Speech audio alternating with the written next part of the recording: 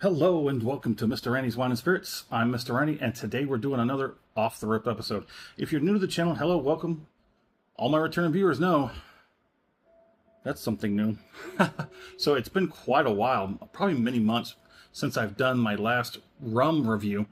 But today's Off the Rip episode is going to be of the Santa Teresa Gran Reserva Ron Anejo, coming in at 40% alcohol by volume. Founded in 1796. We'll give you a quick look at the backside. You can scroll, zoom, whatever. Imported by Ron Santa Teresa. Coral Gables. I've been to Coral Gables. I've been all over Florida. Look at this crack, shall we? Okay, that's quite interesting how that worked out. But let's go ahead and get this first pour. It's been a while since I've had a rum, but here's the thing.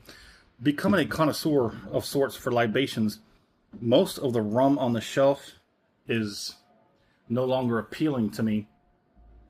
It has to be something special. So we're moving into more quality types of rum. I want to steer away from, you know, the Captain Morgans and all that other stuff that just, I've been through all that and I don't care to go back to it, because it's, once you start drinking $100 bottles of scotch, yeah, a $15, $20 bottle of rum, just meh. So on the nose, it's very light, but I do get some soft oak, soft wood. The nosing is quite light.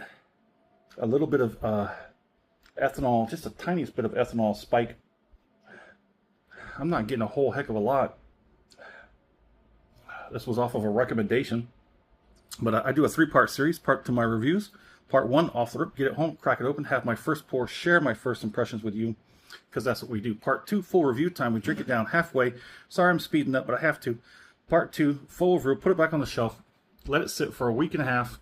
We've pinned it at week and a half now. Let it sit there. I go online, try and find out as much as I can, come back, talk about it. I score it, continue to drink it, because Part 3, final pour episode, thusly named, we have that final pour, compare it to today's first pour off the rip and everything in between. So the nose is not much there, so let's go ahead and move on to the palating.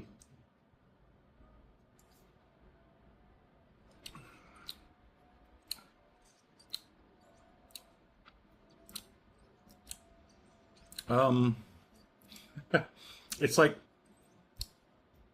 a little bit of a sweeter cherry cola, not like a diet cherry cola like you get on some of these bourbons, but more of a regular, a little bit on the lighter side of water, just slightly watered down cherry cola. There's next to nothing to this. It is a 40%. I have next to no idea what this is besides what we just saw on the bottle. And I didn't even read the back with you. But I'm going to get all that done for the full review. But until then, let's move on, shall we?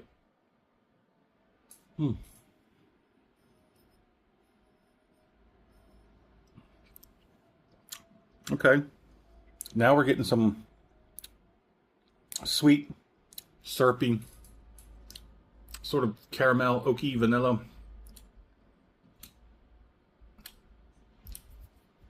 That's not too bad. That's relatively inexpensive. On the shelf, it was like $15 and change. I think because of my memberships and whatnot, I got it out the door for, I don't know, not too much over 15. So it was like a $15 bottle of rum. There's nothing high pitched. There's nothing spiky. It's a really mellowed out, almost whiskey. It's more of like a whiskey than it is a rum. Not as sweet as a rum, as most rum I've had, but then again, like I just said a moment ago, I've had nothing but cheap rum.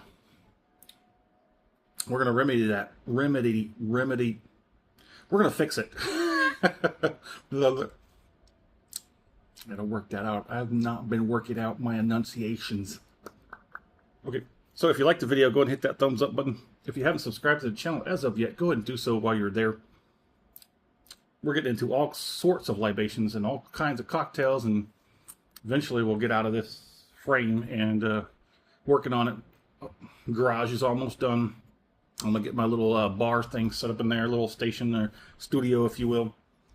But until then, let's get this finish done.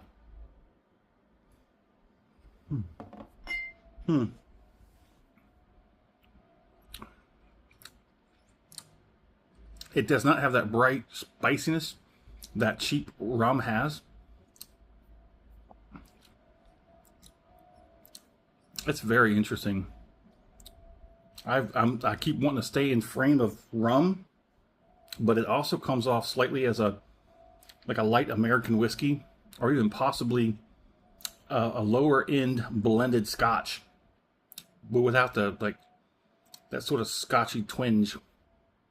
It's more like a decent American whiskey with just a different kind of sweetness, like more of a fruity, coconutty, not really coconut, but like, you know what I'm saying, like the sweetness between a corn and like another sweetness. Anywho, very interesting. As far as effects goes, it's very minimal. Clear across the palate, gums, cheeks, lips, tongue, back end wants some heat. It wants some warmth. It really does. But it's not going to build up a whole heck of a lot. Quite interesting one, I do feel. I think this one might be very interesting to quite a few of my viewers. So come on back for the full review, and we'll get that on there. So there it is. In the comment section, would love to know where you at. What are you currently drinking? Have you had the Santa Teresa? What kind of rums do you prefer? Let's talk about it. And as always, thanks for stopping by here at Mr. Randy's Wine and Spirits. It's going to be very interesting.